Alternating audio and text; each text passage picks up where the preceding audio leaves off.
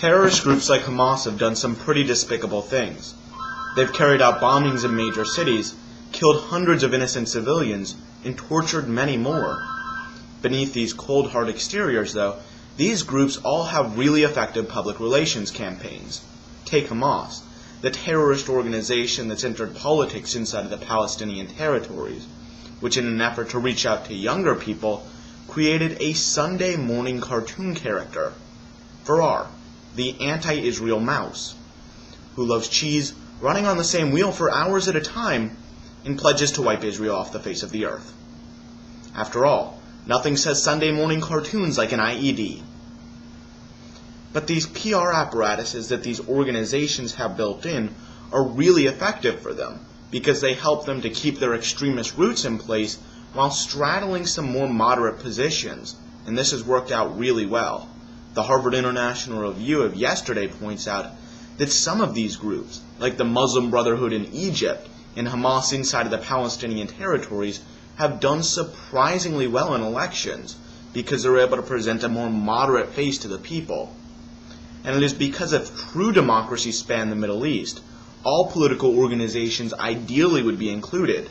Many analysts are looking at how democratization would play out, forcing us to ask a pretty difficult question.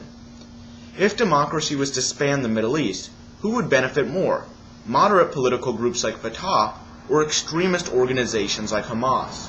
And the answer, surprisingly, is these extremist organizations. First, these moderate political parties really aren't that effective. And second, extremist groups have done a really good job of gaining traction. One of the major reasons why these extremist organizations haven't been allowed to squeak by is because these moderate political groups have been keeping them down. However, in reality, these moderate political groups are really lousy and often can't provide basic services to the people. Yale Global, on September 9, 2008, explained how this has played out inside of the Palestinian territories.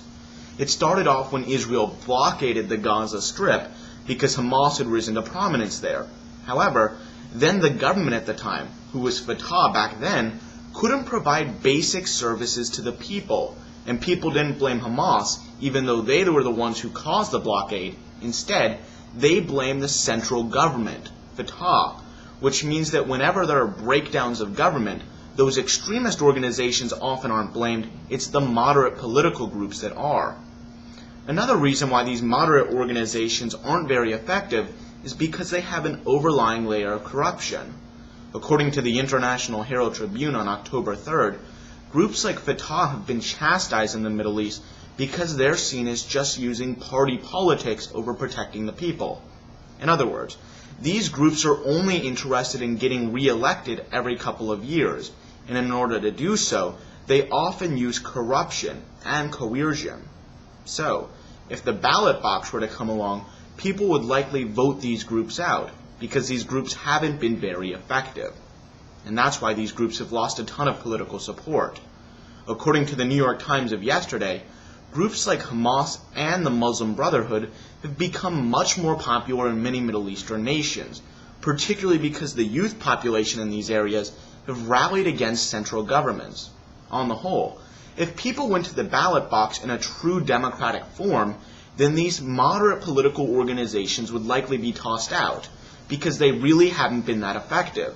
In order to fill the vacuum, these more extremist political groups, groups like Hamas and the Muslim Brotherhood, which present themselves as much more conciliatory, would be able to rise up in the power vacuum, meaning that they would fare much better if democracy were to spread.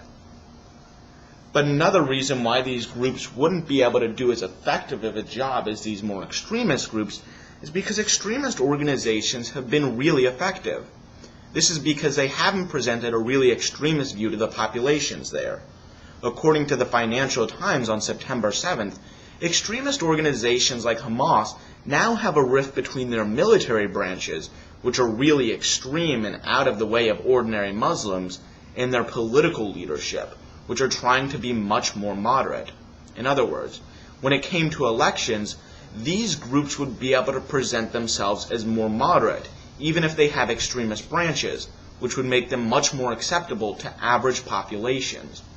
Another reason why these groups have become really powerful, though, is that they've often filled the void where these moderate governments have failed, particularly in providing basic services to the people.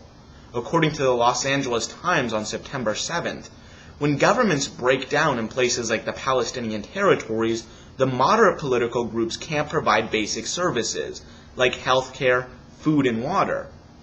In other words, the vacuum is left for these extremist political groups like Hamas to rise up and then provide these basic human services, which has made them incredibly popular, particularly on local levels. And this is why they've become so widespread throughout the Middle East.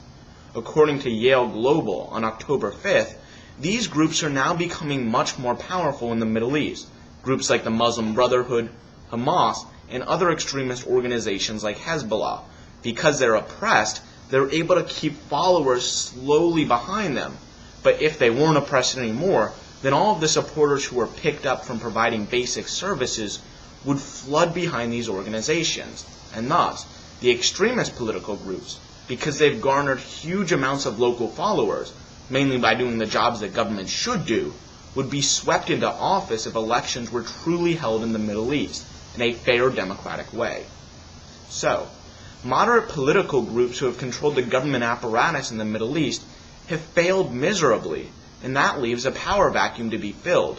And over the past few years, these extremist groups have provided the services that governments should be providing, like basic health care, food, and water. And thus, if elections came around, they wouldn't vote for the moderate groups who really haven't provided for them, they'd vote for the more extremist parties. On the whole, if democracy were to spread throughout the Middle East, who would benefit more, moderate political groups like Fatah or extremist organizations like Hamas? And the answer is these more extremist groups. First, moderate political parties have really failed. Second, extremist organizations have done a much better job.